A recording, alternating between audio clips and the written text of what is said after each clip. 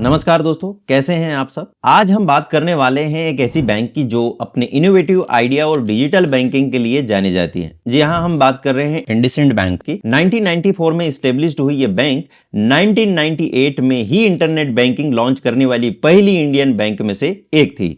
लेकिन हाल ही में ये बैंक कुछ और ही वजह से चर्चा में है। 1577 करोड़ का फाइनेंशियल हिट, अकाउंटिंग गड़बड़ी और आरबीआई के नए गाइडलाइन। तो आज के इस वीडियो के सवाल है कि क्या हुआ है इस बैंक के साथ में, क्यों हुआ है और क्या होगा इसका फ्यूचर। तो चलिए इस वीडियो में सब कुछ डिटेल में समझते हैं, एकदम सिंपल और इजी लैंग्वेज में। तो बिना टाइम वेस्ट किए शुरू करते हैं। इंडसइंड बैंक जो कि अपने टाइम से ही आगे थी, आज एक फाइनेंशियल स्टॉर्म से गुजर रही है। दिसंबर 2024 तक बैंक के नेटवर्थ में 1577 करोड़ की कमी आ गई है, जो कि उसका 2.35% है। तो सवाल यह है कि क्या हुआ है और क्या ये कोई फ्रॉड या कोई मैनेजमेंट का केस है। तो चलिए सब कुछ स्टेप बाय स्टेप समझते हैं। तो दोस्तों ये शुरू हुआ है डेरिवेटिव पोर्टफोलियो की एक इंटरनल रिव्यू से। बैंक ने फॉरेन करेंसी डिपॉजिट और बोरोइंग्स को कवर करने के लिए डेरिवेटिव का इस्तेमाल किया था। मतलब जैसे येन डिपॉजिट या डॉलर लोन्स, जिनको मैनेज किया जा रहा था लायबिलिटीज मैनेजमेंट डेस्क के थ्रू। लेकिन यहां पर प्रोसेस में कुछ फ्लॉज थे। बैंक ने क्या किया, इंटरेस्ट रेट स्वैप्स और फॉरेन एक्सचेंज डेरिवेटिव का इस्तेमाल किया था, ताकि फॉरेन करेंसी बोरोइंग्स जो खास करके येन डिनोमिनेटेड डिपॉजिट्स को रिस्क को मिटिगेट किया जा सके। येन डिपॉजिट इंडियन करेंसी के लिए अट्रैक्टिव होते हैं क्योंकि उनकी इंटरेस्ट रेट्स बहुत ही कम होते हैं, 0.1% से 0.5%, जबकि इंडिया में जो रेट होते हैं वो 6 से 7% तक होते हैं। लेकिन अगर येन की वैल्यू रूपी के अगेंस्ट कम हो जाए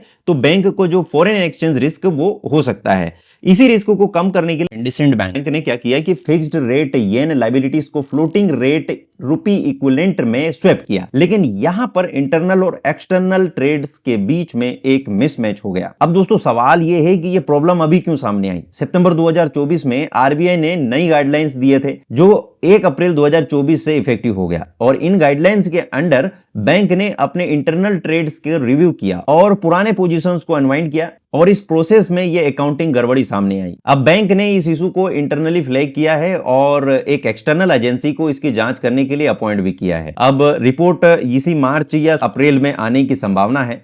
अब दोस्तों इस फाइनेंशियल हीट का असर बैंक के लीडरशिप पर भी हुआ है।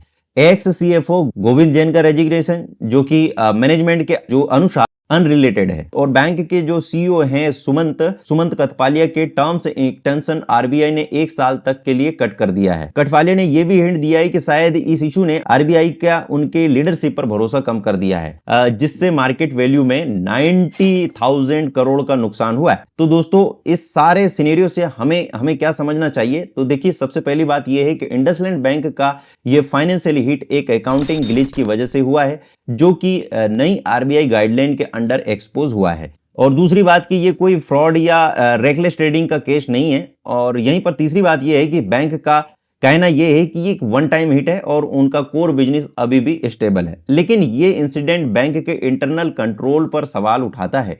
आगे क्या होगा ये एक्सटर्नल जो रिपोर्ट है वो Q4 रिजल्ट्स पर डिपेंड करेगा। तो दोस्तों आपको क्या लगता है, क्या इंडसइंड बैंक अपने इन्वेस्टर्स को भरोसा वापस जीत पाएगी? अपने व्यू कमेंट सेक्शंस में जरूर बताइए। अगर वीडियो पसंद आए तो वीडियो को लाइक करना ना भूलिए, शेयर कीजिए और हमारे चैनल को सब्सक्राइब जरूर करिए। हम ऐसे ही इंफॉर्मेटिव वीडियो लेकर के आते रहते हैं। तब तक के लिए